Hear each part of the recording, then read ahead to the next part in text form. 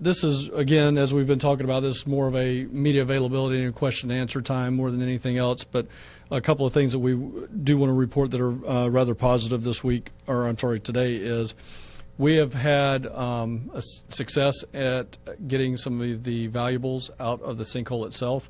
The Jakubiaks, which would be the house to the right at 21835 Ocean Pines Drive, did have some very important paperwork and even some cash money that was there, and I'm happy to report that this morning we successfully recovered all of that paperwork, a computer, as well as the large sum of cash, which was turned back over to the Jakubiaks earlier today.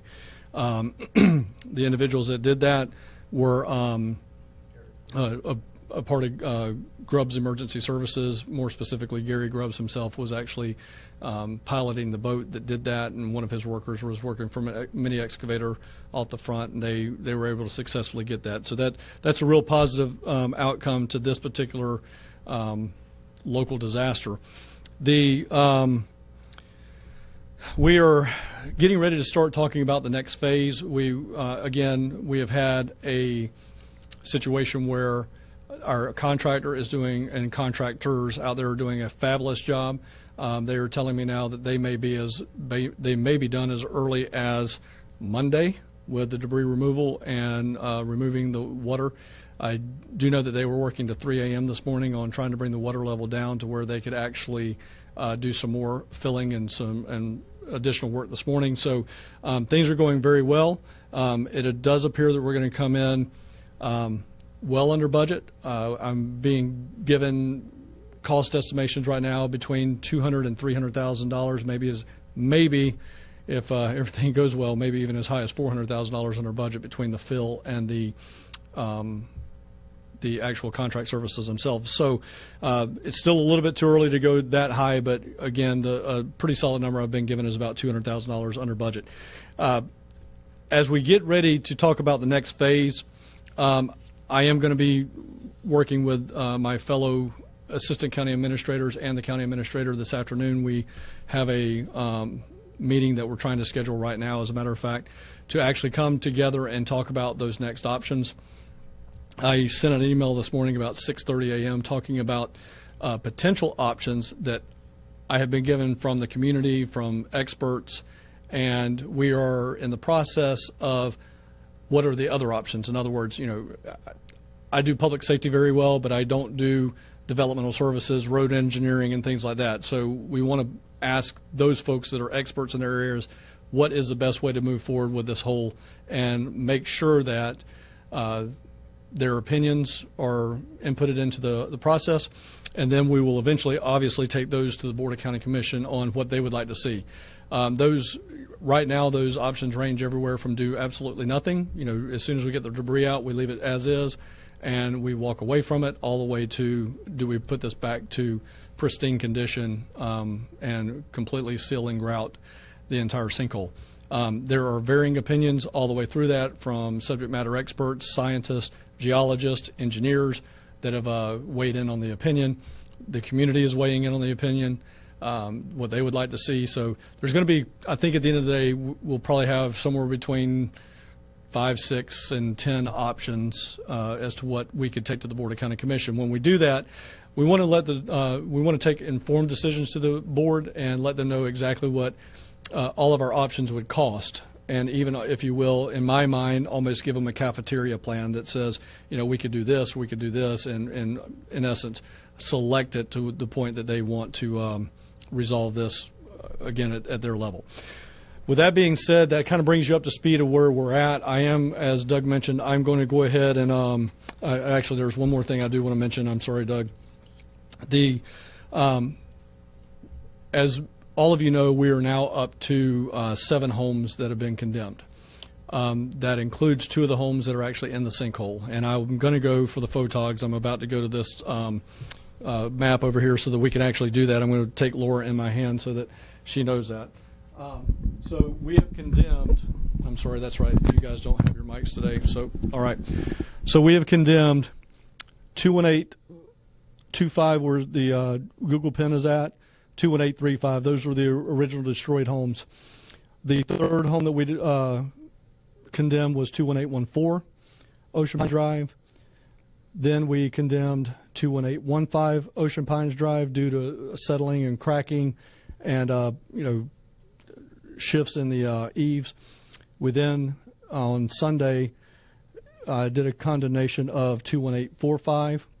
There is a hole developing in the back portion of this property, which leads us to believe that there's some potential activity. But again, we saw cracking in this hole and in this home. We went then to 748 Ocean Pines, and we again noticed cracking all along the back side of the home as well as the side of the home. In addition, 3153 Canal was also condemned. That was a little bit different scenario. At 3153 Canal, we had a homeowner that produced us a technical survey report. I'm going to pause just a second till we get this.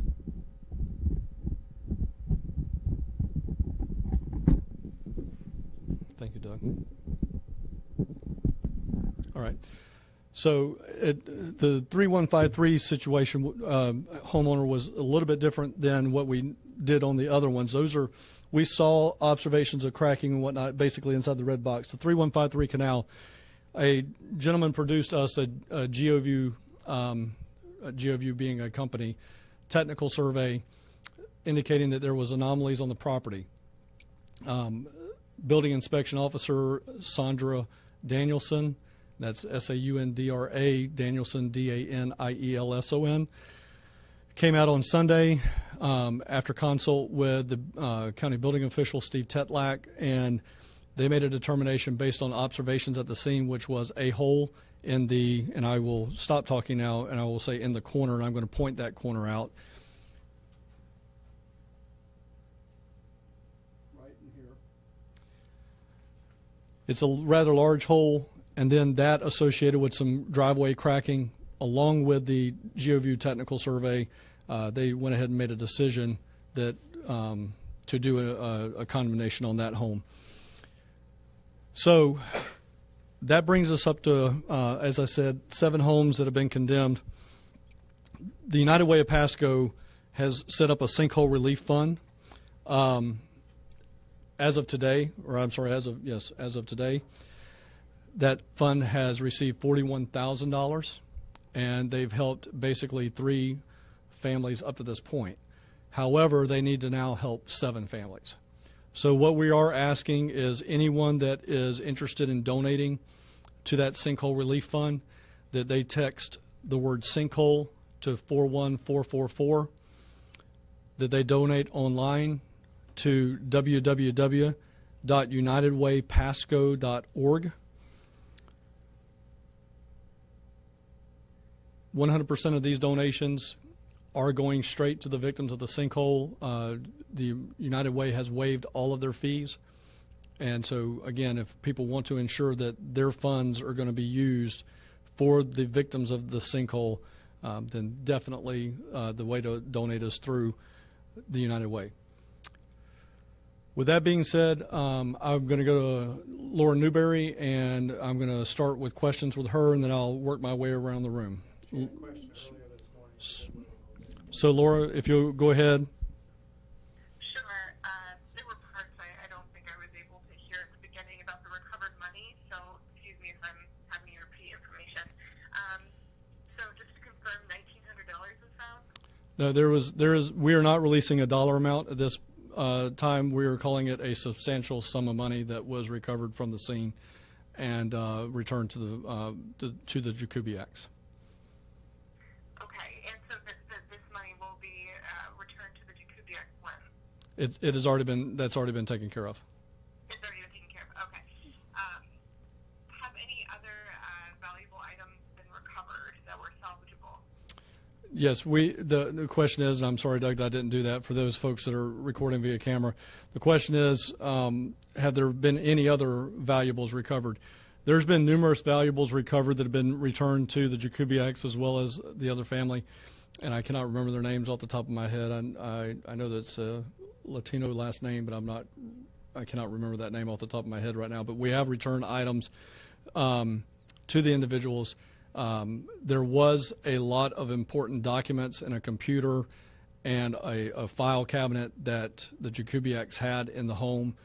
And again, Gary Grubbs and his team with Grubbs Emergency Services were able to successfully recover all of those items that they had requested us to recover, and it wanted us to actually attempt to recover. We were able to recover all of those important items that they had listed. They did have water damage from the rain. That's it has been raining out there just about every day for the last 3 weeks.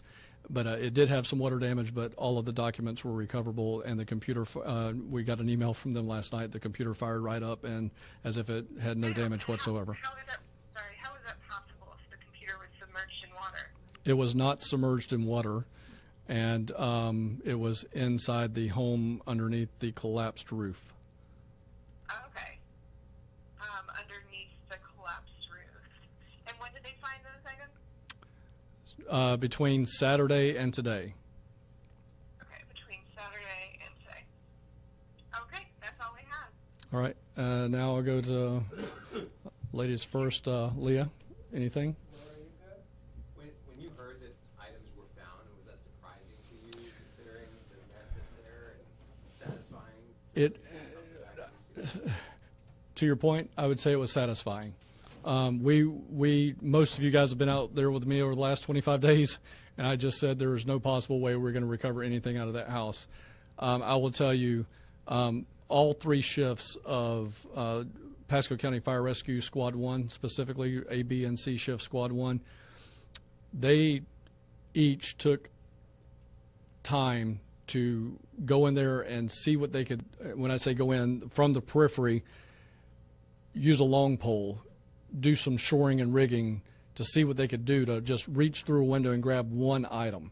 And they've been doing that since Saturday. And, those guys, my hat's off to them. They did a phenomenal job. My hat's off to Gary Grubbs and Grubbs Emergency Services.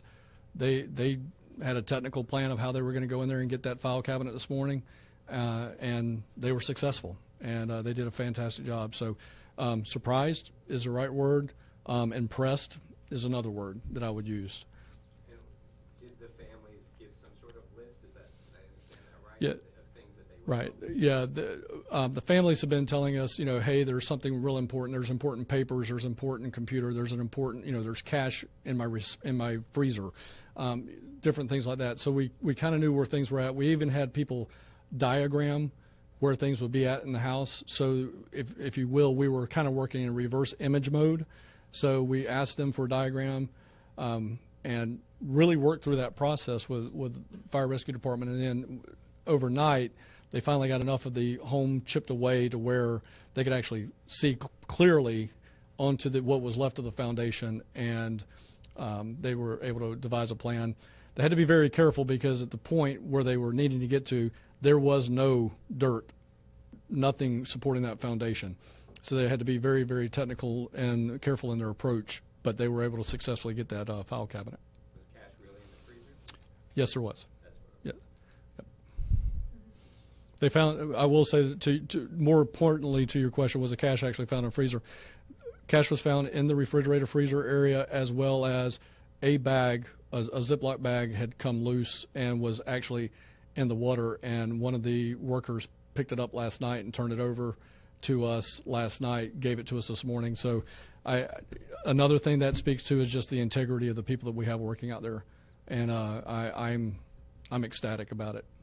Do they think they'll find more stuff as they move along, or is it at this point you feel like this is probably the only valuables that you... I will say for the Jakubiaks, I think they're satisfied with what they have. However, we are, all of the debris that goes to the landfill, the Class 1 landfill we have, is being separated out onto the ground for them to go through and look for any more valuable items, such as jewelry and things like this.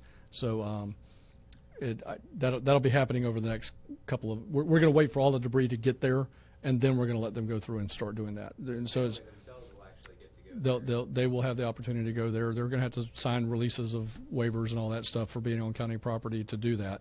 And we're going to help them with a little bit of protective equipment such as, steel-toe and shank boots and things like that. We're going to give them some fire boots to walk around in the stuff. So, but we're really trying to help the residents out to go through the stuff and really try to salvage what they can.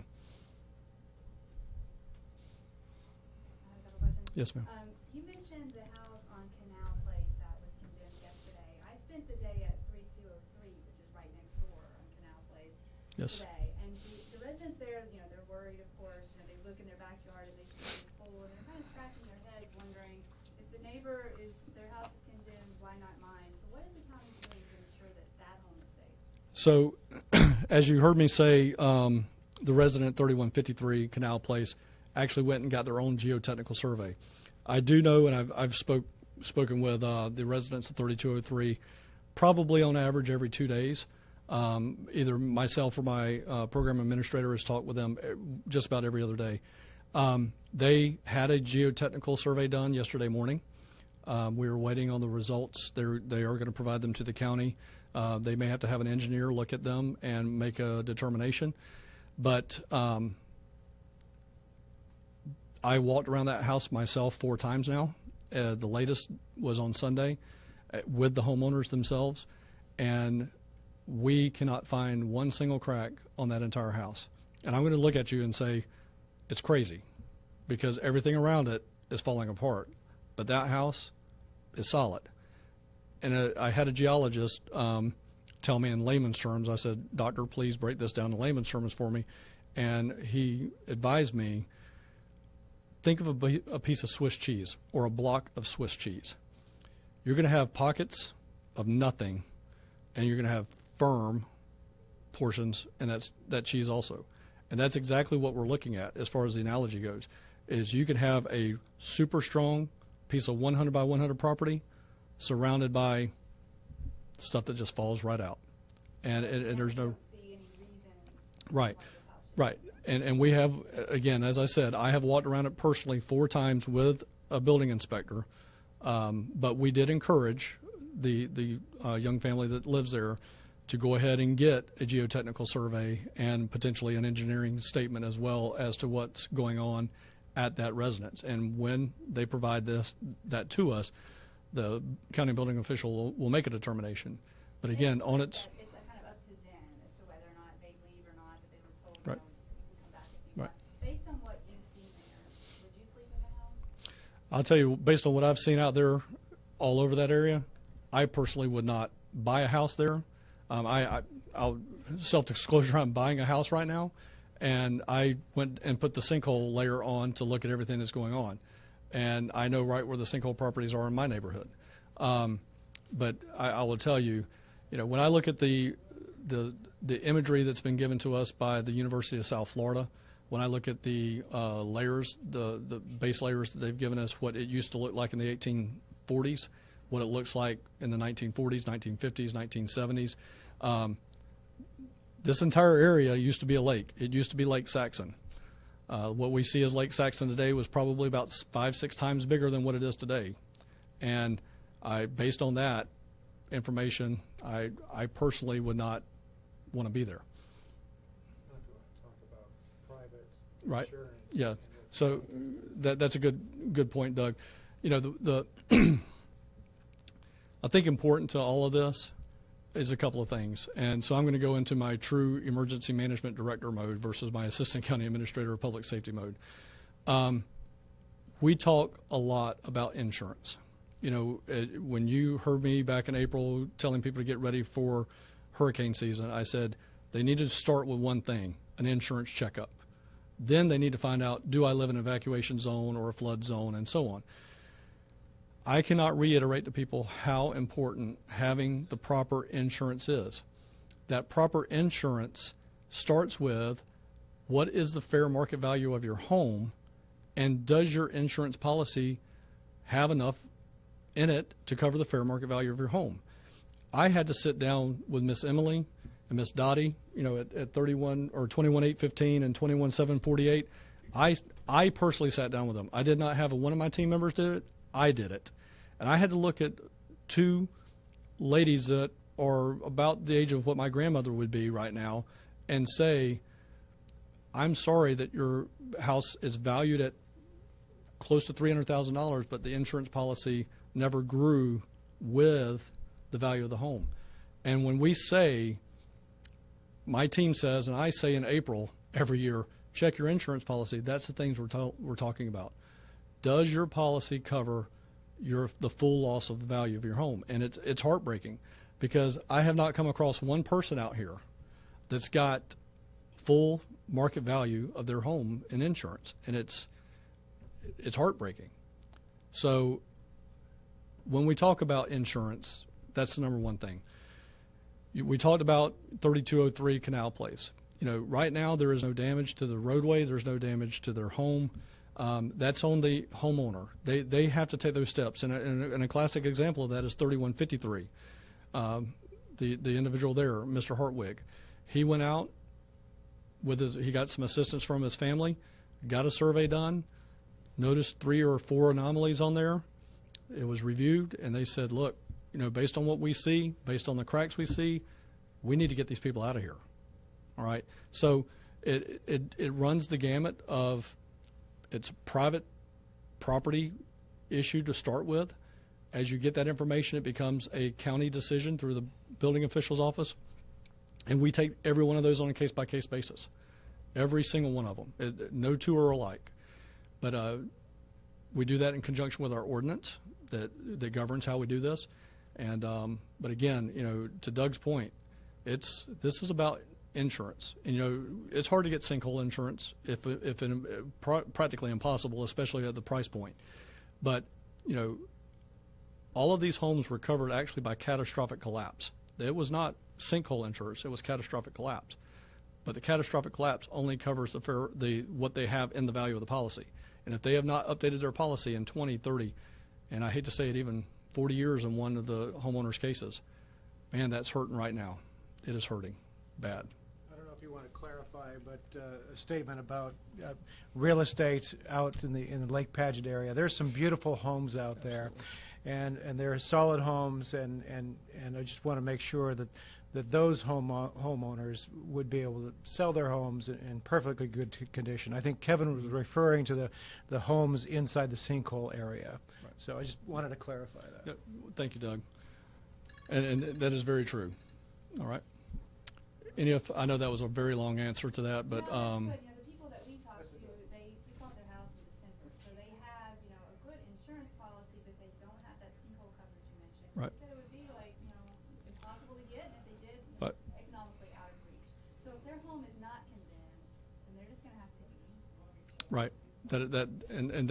I don't want to say that they would have to take a gamble, but we are certainly going to work with any homeowner that has what we refer to in our field as an unmet need. We're going to work to try to help them out, find out programs that are available that will stand in the gap. I had for instance, today, our ship housing director, George Rowe McNally, he came to me and he said, hey, or actually this was last night, the days were starting to run together.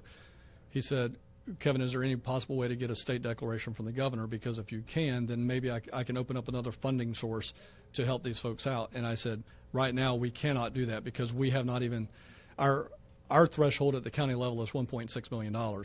Now, we're obviously heading in that direction to where we may be able to solicit that from the governor. But again, we're not there yet.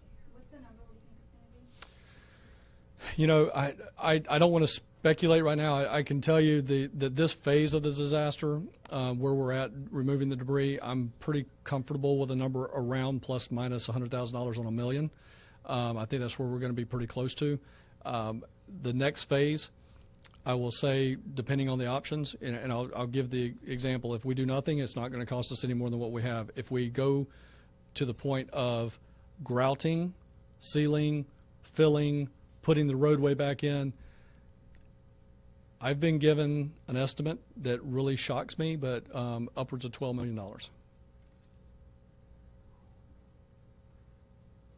Yeah, that look you have is the same look I have. Yes, And then if sorry. You factor in if you're one of these homes and you have to route underneath your house, that's money the homeowner's going to have to put. Right, right, and there's